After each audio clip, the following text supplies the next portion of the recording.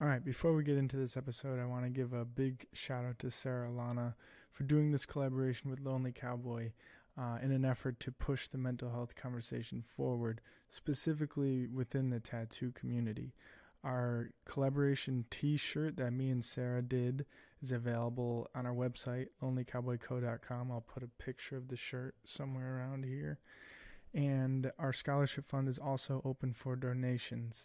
And those scholarships are for mental health education interest, and they are awarded to seniors across the country that high schools chosen by the tattoo artist. So in this case, Sera Alana chose a high school, and when our fund reaches that amount and we've gotten past all of the other schools that are on our list, Sera Alana will be sponsoring a scholarship through Lonely Cowboy to a student, awarded to a student interested in mental health education. So that is the big announcements for Lonely Cowboy, and I hope you enjoyed this episode with Sera Alana. I believe it is episode 73. Thank you guys for supporting. Appreciate it. Alrighty, another episode of Convos with KEEGS. I'm here with Sera Alana. Is that how you pronounce it? Right on. Tattoo artist out of Sacramento, California. So I guess let's just get right into it. What's what oh man. What got you into the tattoo world? So I've always done art since I could remember. I went to college for illustration and I worked as a freelancer forever, juggling jobs between being a barista and a bartender and always trying to find a venue for my art. And I moved to Venice, California in 2019 after traveling the world, and I was introduced to the world of tattooing, and it was something that I was like, okay, this could be something that I could be creative with, that I could put a little bit of my soul into, and yeah, from Venice, California, I started my apprenticeship at Ink Monkey, and yeah, that was kind of what got me into it. It was really like the desire to do what I wanted to do creatively, and to make a living from. So Yeah. That was kind of like the motivation behind it all. Where did you so you said you traveled the world a bit. Where'd you go and what was your favorite place? Oh gosh. So in 2018 I traveled um, to Europe and Asia. I kind of went month to month to different places, and I went to Germany, I went to Spain, I went to Belgium, the UK, and then I went to Japan, which was super awesome. Japan was definitely by far my favorite. So, Really? Dang. and I was broke the whole time. I feel that. But I was like, that was kind of, I think 29 at the time, and I was like, it's now or never. I gotta see the world before I figure myself out. So Yeah. I did it was like 3.5 month backpacking trip in Southeast Asia. And same thing, I was broke the whole time. It was brutal. How was the I was gonna say, how was the tattoo scene in Japan? So at that time, I really wasn't into tattooing. I was still trying to make it as a freelancer.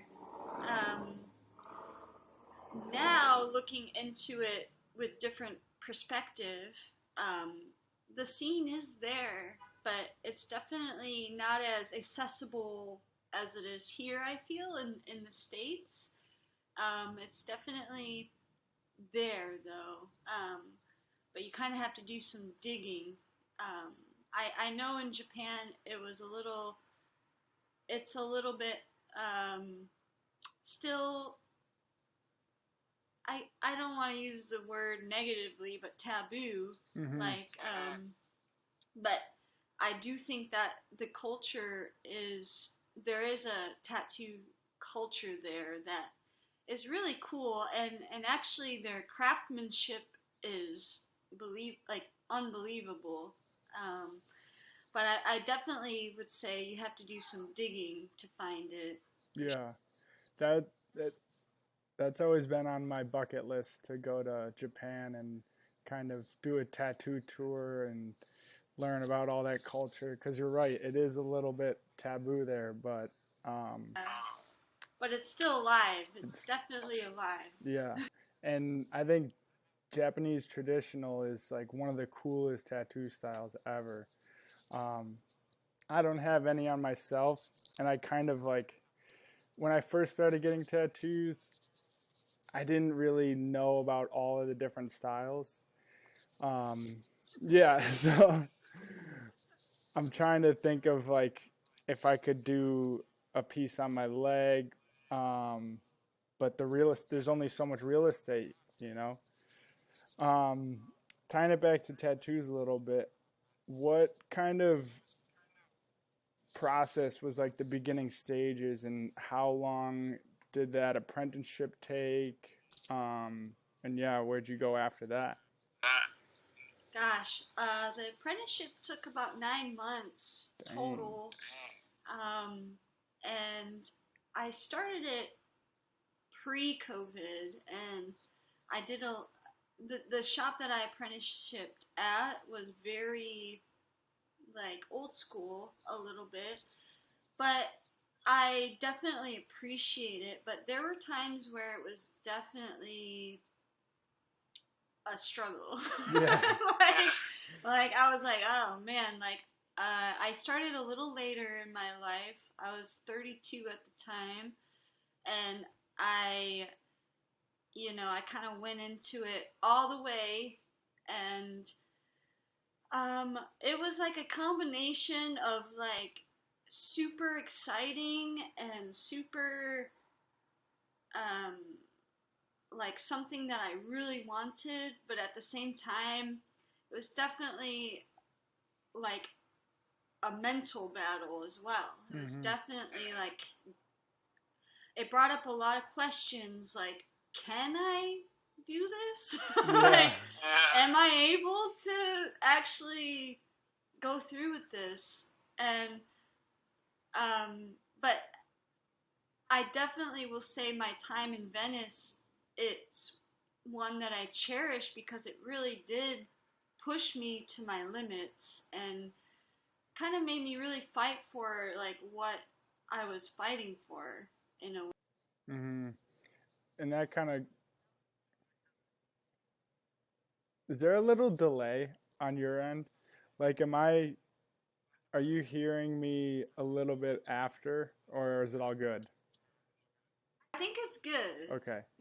Because in my headphones, I talk and then I hear it back like a second later. So it's kind of throwing me off a little bit. Um, but going into the mental health aspect of it, what were like some of the difficulties during that apprenticeship? It was definitely like the biggest one that I faced was, um, if I'm being real, like I have a very, I guess, soft presence.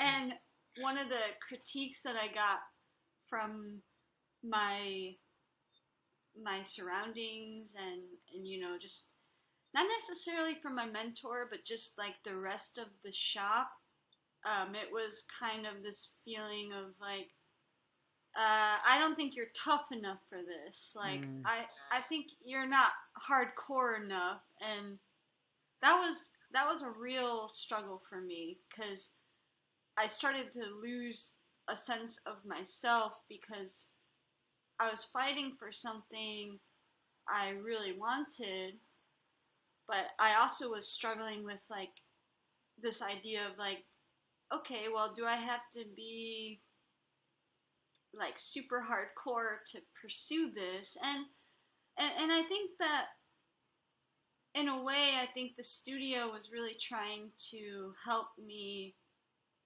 like come to terms with who I am, or at least that's kind of how I bundled it up in my mind Yeah. to deal with it.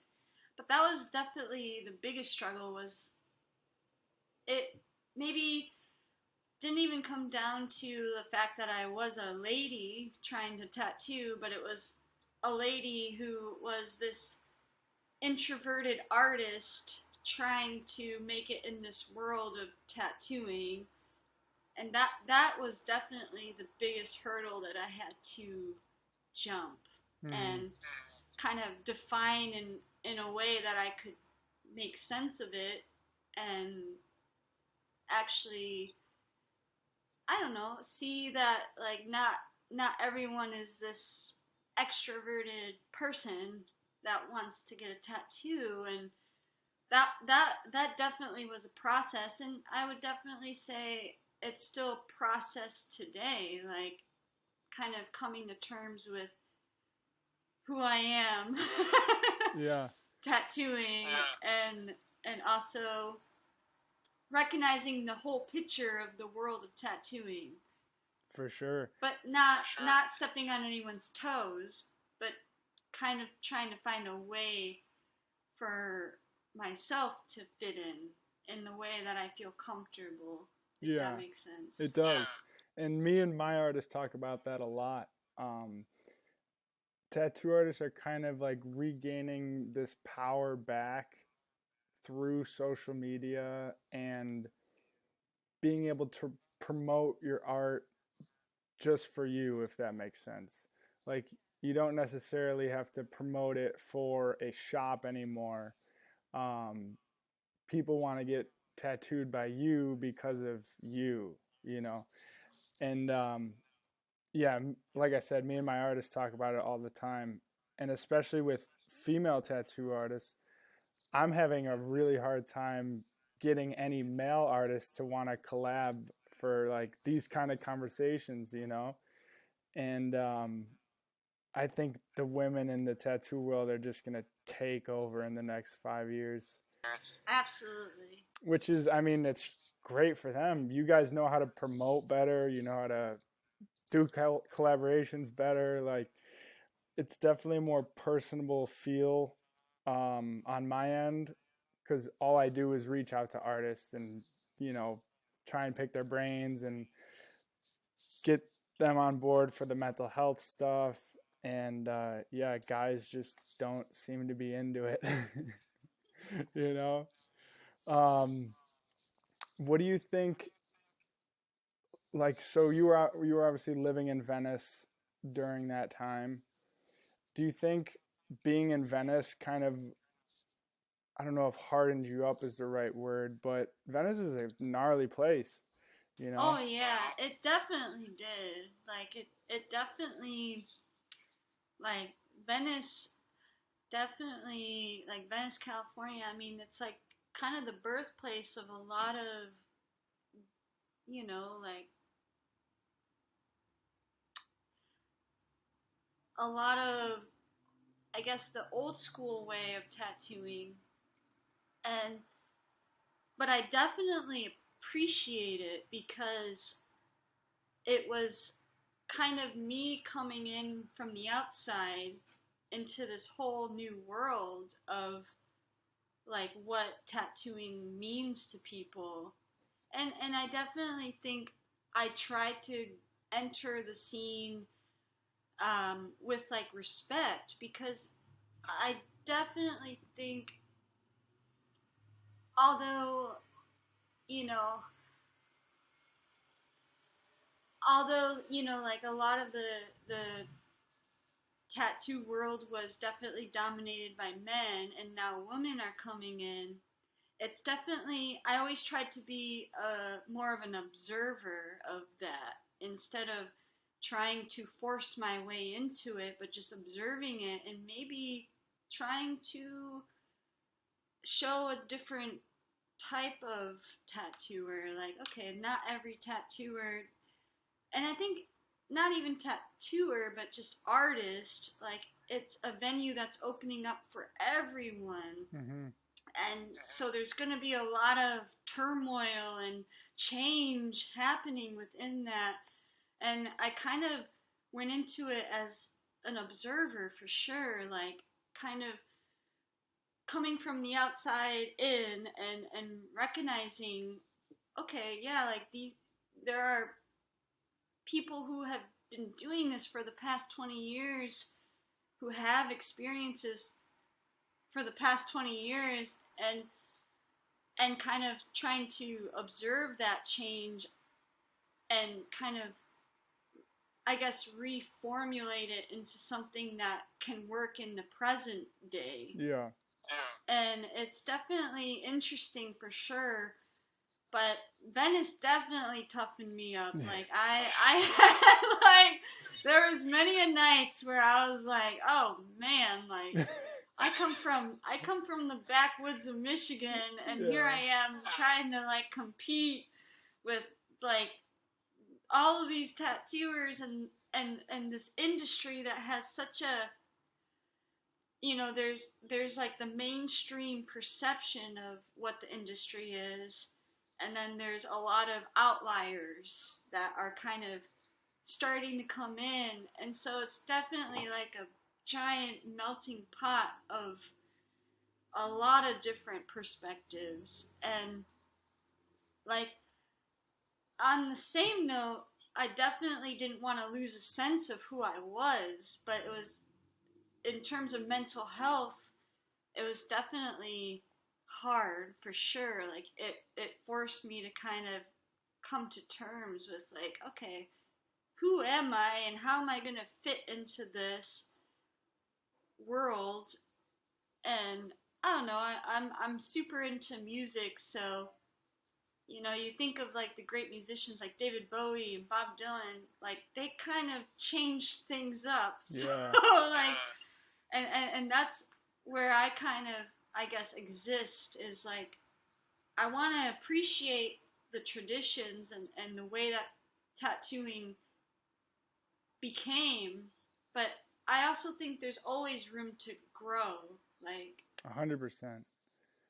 And I feel that as well in my business, especially on the creative aspect. Like I do appreciate the I don't know how to word it, like past entrepreneurs who've kind of paved the way, but also change is good and new perspective is good and new creativity is good. So I feel you. I'm in the same boat. Do you ever feel any sort of like imposter syndrome?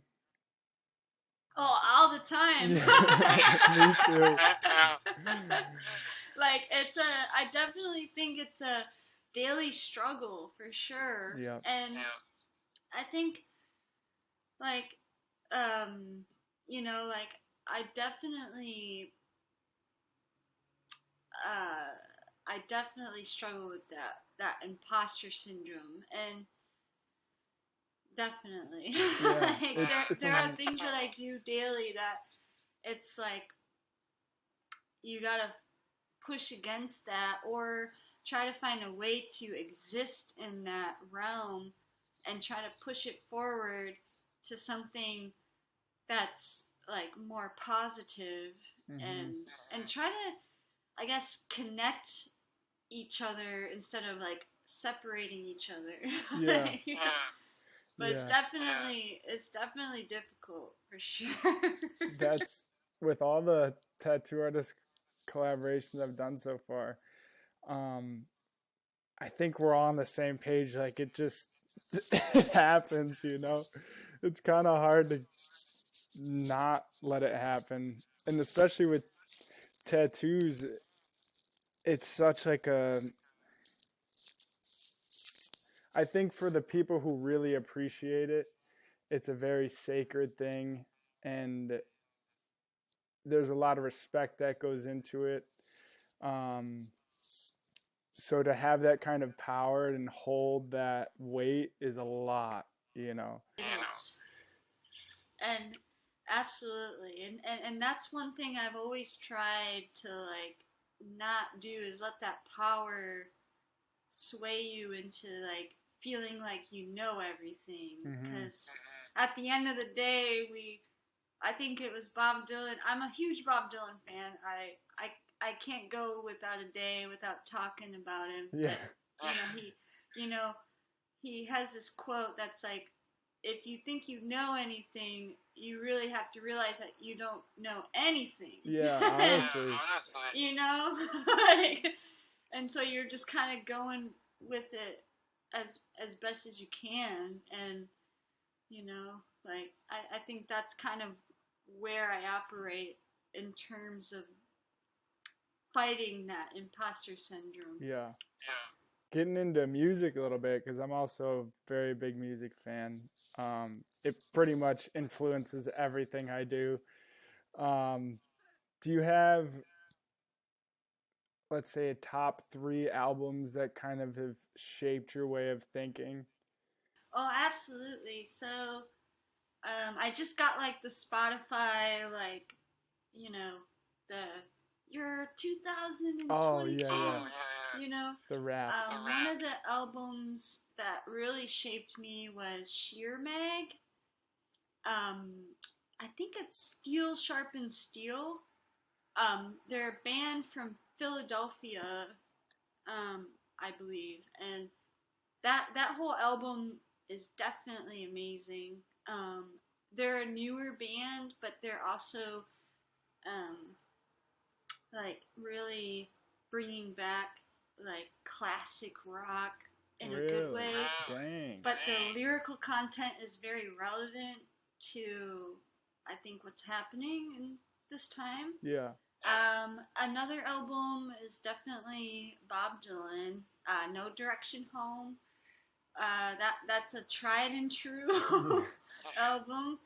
And then I think in terms of the last album is Washed Out, Paracosm.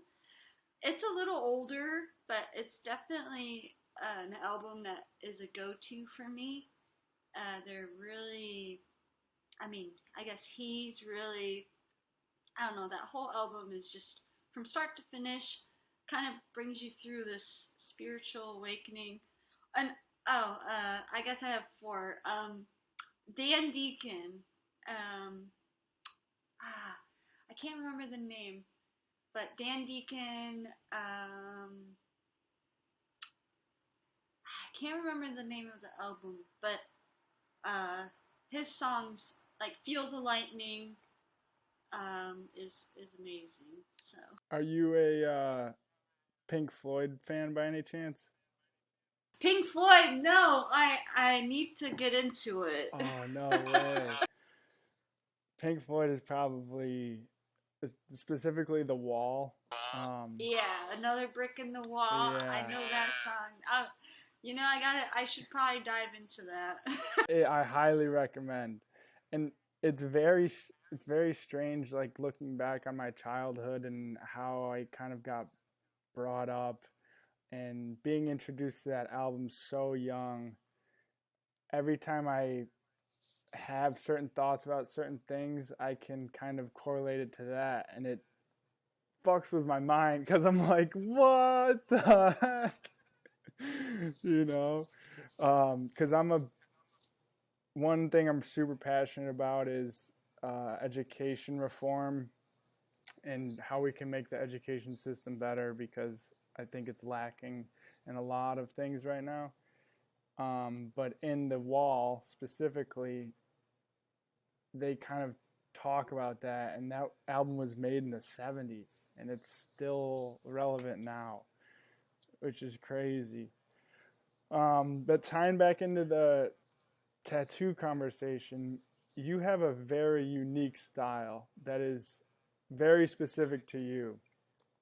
What kind of inspired that style?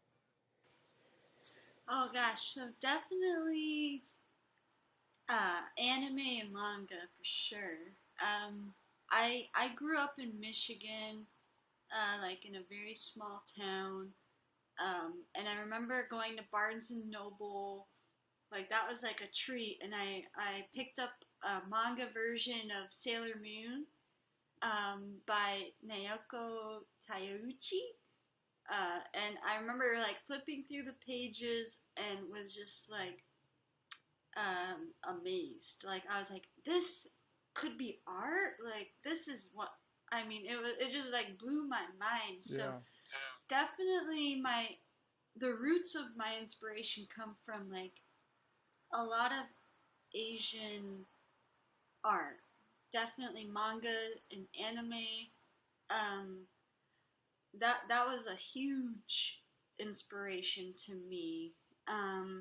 And before I got into tattooing, I really wanted to be a manga artist, but um, that I mean, I that's a lot of work, Yeah. and I think there came a point where I was like, I don't know if I have it in me to be a manga artist because it's so much work and so little payoff, but it's also something that I cherish and love for sure. Like, definitely in my time in Japan, I went to the manga museum in Kyoto, and there is just like walls of manga, like artists that I've never even heard of that were juggling being a engineer while making manga on the side. Like the work ethic that it takes to make manga really like blew my mind. Mm-hmm. So definitely anime and manga, and then also a little bit of like definitely King City by Brandon Graham. Brandon Graham is a cartoonist, um, comic artist based in America that really inspired me a lot. He always kind of I don't know, has a very interesting take on characters and stories. So that was definitely like the starting point for me, uh, and then just years and years of just kind of drawing these characters, and that kind of definitely evolved when I started tattooing. It definitely changed the way I drew characters, but I always wanted to stay true to my inspiration as well. Mm-hmm. And then also the lowbrow artists like Mark Ryden and Mab Graves, Audrey Kawasaki, Amy Soul, like all those lowbrow artists. Yeah. Like I feel like they really, I don't know, they kind of showed something different in the art world that was cool. And Banksy too, like definitely Banksy, like underground stuff. Yeah. I love a good punk rock underground. So if you could take like anime and underground and like mash it together, that'd kind of be my inspiration. Yeah. I'm super fascinated with the whole underground art world. I think it's crazy. It's super cool. For when I initially started Lonely Cowboy, I never wanted to be like the face of it. I wanted to be kind of unanimous? Is that the right? Anonymous.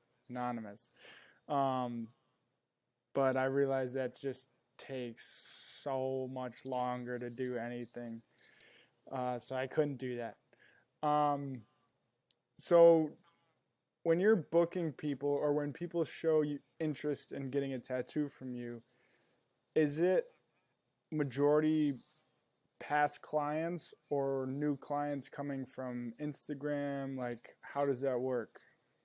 So it's kind of a combination of both. It's definitely past clients for sure. And then also new clients. It's kind of a combination of both. I'm always trying to like push something new in terms of like my work, and but also commenting on like what's trending. Like there's a lot of different factors that I feel like kind of play into that for sure. Mm-hmm. You know, it's a tricky thing because you have what you want to do in your heart, and then you have what's trending, and then you kind of just like push them together. And I always like the times where I feel like the most um, like confused about my work is when I'm trying to engage the audience uh, the way that I think I should versus the way that I want to as an artist, and I think it's a balance for sure. So Mm-hmm. I definitely think it's like a combination of both. Like I have reoccurring clients that I've gathered from my apprenticeship days to now, and I have new people coming in, kind of roping them in with like I feel like something that is, you know, like with imagery that's a little more recognizable. You know, Mm-hmm. you can never go wrong with flowers and skulls and Yeah. hearts and butterflies. Yeah. But I'm still figuring that out too. There's like a part of me that like I think that's where I grew the most was like how like balancing that desire of like what I wanted to do versus what I think will reach an audience. And it's definitely a hard balance, and it kind of plays into that mental health too, like not getting lost in what you think the client wants versus what you want to create and molding them into one. Yeah. I deal with that every day. And I'm not even a tattoo artist, so like I I can't imagine. But I totally get it cuz like just having a business or being an artist of any form on social media, it is so difficult to not get lost in it and to not overexert yourself in it.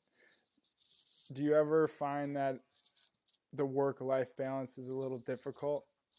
Oh, absolutely. Yeah, I definitely feel like I'm working like all the time. Mm-hmm. And like some days I wake up and I'm like, oh, again, like let's go. Like, it gets a little mundane, and I think that's a difficulty for artists because at least for me, and maybe because I'm an Aquarius and I'm like, woo, I just want to feel free all the time. Yeah. But like the mundane of like waking up, you know, doing your routine day after day after day, it can get a little bit like suffocating, and you start to like be like, what am I doing this for? Yeah. But I definitely think like it's helped me having a routine, but it's a balance for sure. Like That's what and I I think struggle with too. yeah, and I definitely think one of my solace, like my I guess beacons is like going to live shows, like just hear something and be entertained in a way that's like different from your routine. And I'm also a big fan of drag queens, so I definitely think like drag queens, they just like live in a different world. Yeah. And it's you know it's refreshing, and you can kind of take bits and pieces from these experiences and put them into your life. Mm-hmm. That's good. My one of my old roommates, I used to live in South Lake Tahoe, so not too far from Sacramento actually. And one of my roommates, he was a drag queen. Oh, really? Yeah, and That's awesome. it was a gnarly time because he would like dress in drag and do shows in our little tiny apartment, and he would come to the restaurant I worked at and do shows there. Like, yeah, I got the full experience for live drag from him. But yeah. That's awesome. I'm Right. jealous. I wish I lived with a drag queen. Yeah, it was a wild time. Do you go to South Lake Tahoe ever, or just Tahoe in general? I've been there like once or twice. Honestly, I wish I could go more. Mm-hmm. But I've been there once or twice, and I've been in Sacramento for about 3 years now. So, Gotcha. But it's definitely beautiful up there for sure. It like is. It's like a whole nother world. Like, Yeah. I don't know, mountains and lakes. Yeah. It's living there was a whole different experience from just going to visit prior. But half of my family is from California, so I fly into Sacramento every time I go to visit them. They live in Murphy's, California, if you know where that is. I've never heard of that. It's in Calaveras County. I want to say it's like 2.5, 3 hours from Sacramento, more inland. Or, yeah, I don't know. But yeah, so it sounds like you've lived in a lot of places and had a lot of cool experiences. Do you think that attributes to your creativity in a way? Because at least I know for me, like the travel I've experienced and kind of putting myself in situations where I wasn't comfortable and figuring it out has blossomed my creativity. Yeah, absolutely. I definitely think that it was a huge factor.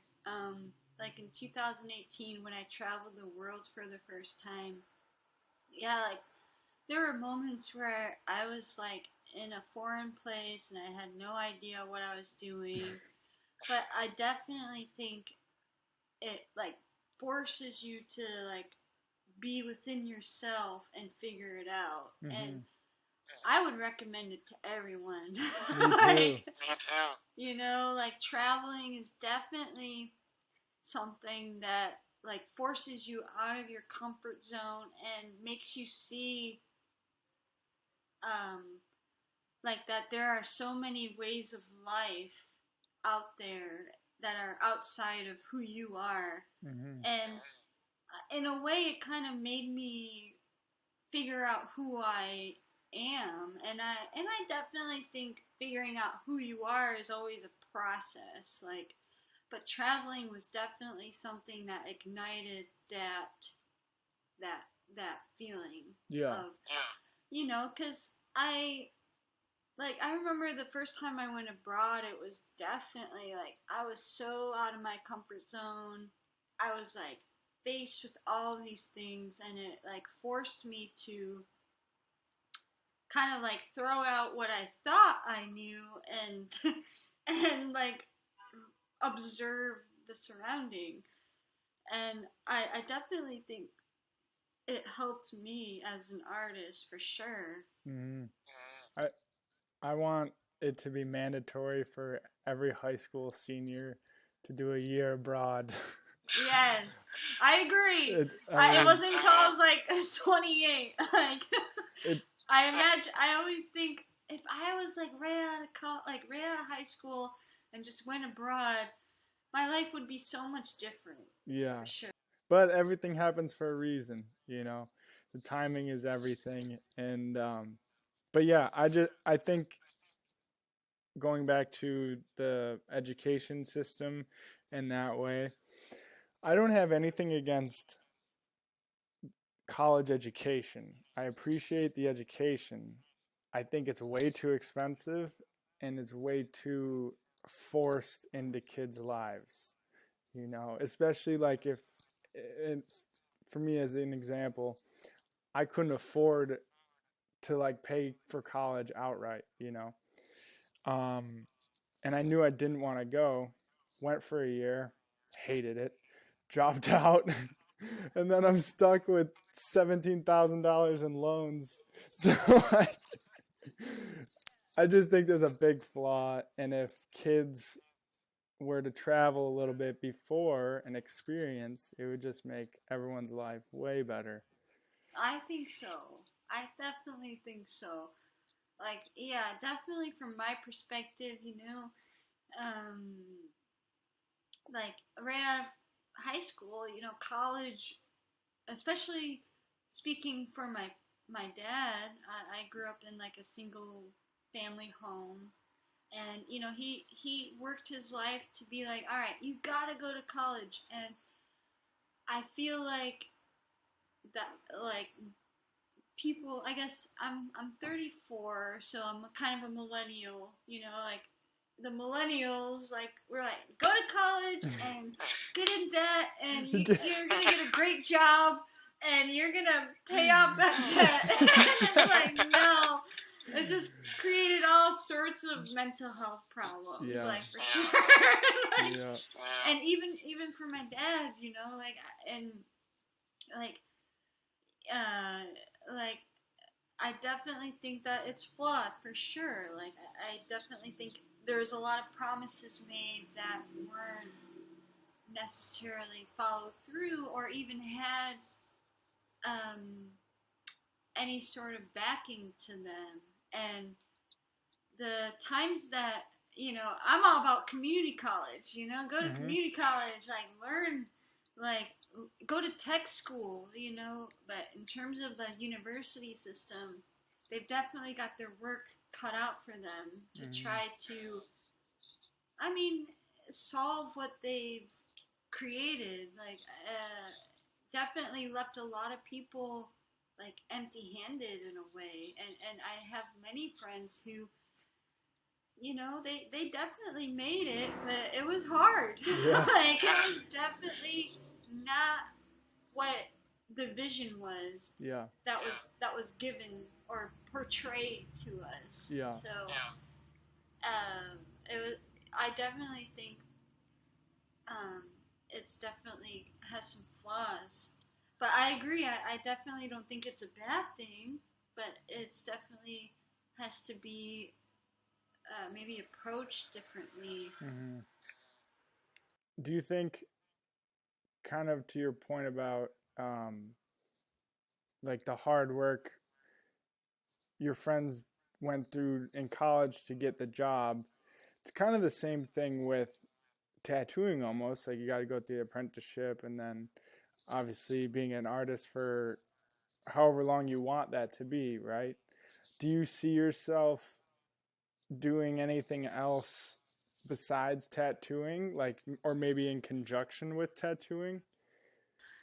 Oh, definitely. That's something I'm still kind of figuring out. Like, I really enjoy music, and I definitely, there's a side of me that still wants to make manga. There's that childhood dream, um, and it's definitely something that I would like to, um, approach, for sure. Like, um, even if it's comes to, you know nothing, but I think sometimes, like, being truly connected to your artistic vision and, like, your desires, it doesn't always have to come to something.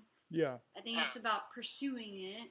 And for sure, like, manga, like, being a comic book artist, and maybe play a little music from time to time. Yeah. Those are, like, my two, I guess, other passions that I'd like to pursue. And the beauty of being a tattoo artist is you make your own schedule. So you can work whenever you want. You can take as many clients as you want, you know. Um, how is that balance between like not taking on too many clients because not you don't want to get burned out, but also that's money on the table, you know? That's the thing. That is a balance I'm still trying to make. Like, Yeah.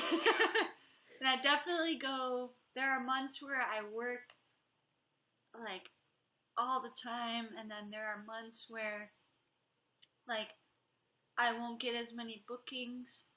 But I think the old version of myself, or I guess the younger version, was just like a hustler. Like I felt like I needed to like push and push and push and work and work and work and get that money.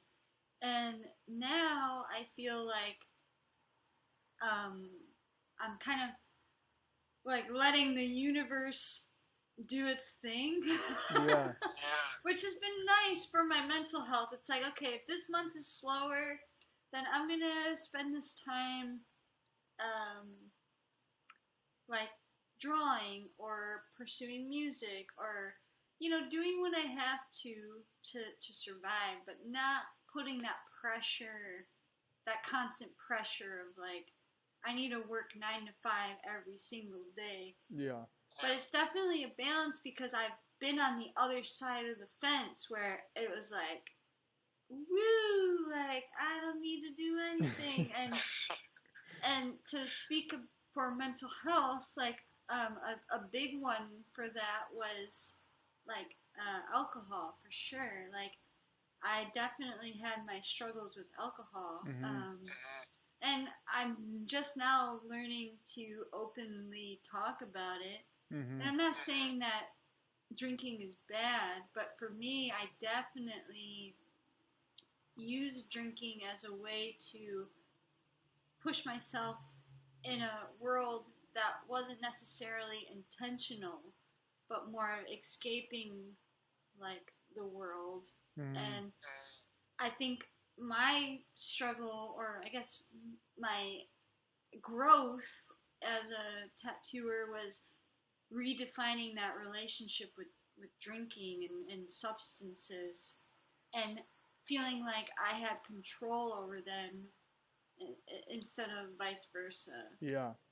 And it's definitely difficult because there's that punk rock spirit in me that's like, yeah, like ride or die. Like I'm gonna go balls to the wall, and I realized that wasn't really serving me, and it was actually causing a lot of depression and sadness. And so it's definitely a balance for sure. Yeah. I my father, both my grandfathers, my uncle, tons of other people in my family were alcoholics. So I know like a good amount about that whole situation. Um, but exactly like you said, and I've dealt with everything under the sun as far as mental problems for me. And I often find myself trying to get that control back, like you were saying. And that's definitely like the sweet spot. Once you can get the control and you keep the control, then going out every once in a while and enjoying yourself isn't that bad. The hard thing for me is I'm very, very hard on myself. So, like, if I do go out and have some drinks with my friends, I hate myself the next morning, you know. So, but that's unhealthy too. Like, it's okay to let loose, you know. And I also have that kind of punk rock spirit in me where I just want to go hard, especially at shows too. Like, it's so fun. It's like that 30 seconds of, or that like half hour of freedom. Yeah. And then next morning you're hating yourself. But I definitely know what you mean, because I think that's kind of part of growth, is like being like, okay, I feel like horrible right now, but that was fun. Yeah. And you know, and I think a lot of artists are overthinkers. You know, a lot Oh of yeah. creative people are overthinkers, and that's something I've been like facing, is like, maybe I shouldn't overthink everything. Definitely have a balance, but don't hate yourself for doing that. And you Mhm. know, but it's definitely harder to do than to just say. You know, it's like, Yeah. I'm not gonna hate myself. But then Yeah. the next morning after you go out on a bender, Yeah. you're just like, ow. Yeah. I know exactly what you mean. That happened so often when I was in Asia. It was like just every night. Um, I that's an interesting topic, like the pros and cons of being a creative person and being an artist. Because on one hand, it's the most beautiful thing in the world, and you know, as an artist, and I'm sure you can relate, like I wouldn't trade that side of me for anything. But the flip side of that is the overthinking, is the imposter syndrome, self-doubt. Like, so I'd rather have the creativity with that than not have the creativity and be like, not boring, but you know, not as sporadic and funky. Yeah, and then I think it's like kind of that realm is like part of who you are. And Mm-hmm. there's definitely been times in my life that I felt like when I started going too much on like the, it's a balance for sure, because there's times where I felt like I lost myself because Yeah. I wasn't allowing myself to go into those funky areas. Mm-hmm. But it's also important to like, I guess like the next level of mental health is like being able to moderate that or see it from the outside in, Mm-hmm. but not like damper it, not like just stamp it out and be like, that's bad. Yeah. Like, Yeah. because I think that's a lot of, that causes a lot of problems in the history of humanity. Yeah. Like, Exactly. like, it's just like, it's It- caused a lot more problems when you stamp out that side of you, than to just like embrace it, and but not to try not to hurt anyone on the way. yeah. You know, like, Yeah. I often joke with a few of my friends, like, so whenever I go into kind of creative, like, not, I guess, creative manic modes, where it's like a week or a month or 2 months where I'm just a hermit and I'm just trying to work through some stuff. um I always realize that the most proud of things that I create come from the darkest times. So how do you, like, what would your take be on the balance, or I should say the relationship with those dark times, knowing that a massive amount of creative inspiration is going to come from it, you know? but definitely, yeah, the dark times, like definitely. I always call it like the dark passenger that's inside of you. Mm-hmm. You know, you got this passenger that's, you know, and it's like, I think as like a creative person or an artist, like I definitely think that it's um, part of like that creative process, and it's like, I feel that like on a daily basis, because you know, like now I'm in my mid 30s, well, my, yeah, mid 30s. And you know, I'm like, I'm going to go for a run and get hydrated and go to bed, and you know, I'm going through my days like woo, Yeah. like, but definitely those times where I was at like this vulnerable place was like in the influence of something others than myself, or like my deepest darkest feelings. Mm-hmm.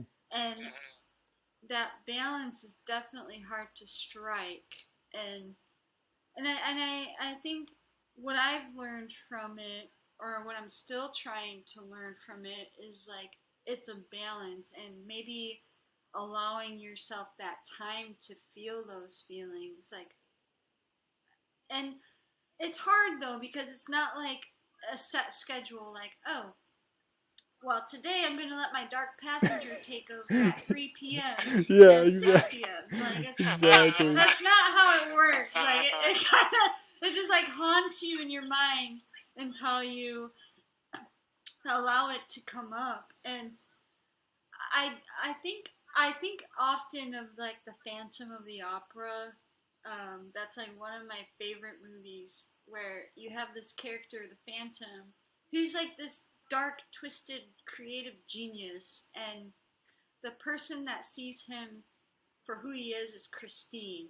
And it's a beautiful story of love and letting go, even though in your mind you're like, well, maybe Christine could be with the Phantom, but at the same time, when you live through life, you realize your choices have consequences, Mm-hmm. and sometimes you're dealt with cards that you didn't want to deal with, but you have to. And I think like coexisting with that dark passenger is about finding those moments of like hope within the darkness. And I think any good art has that tinge of feeling, like that tinge of hope. And I think that's why I think music is so beautiful, because it's like a universal language Yeah. of putting words to that struggle.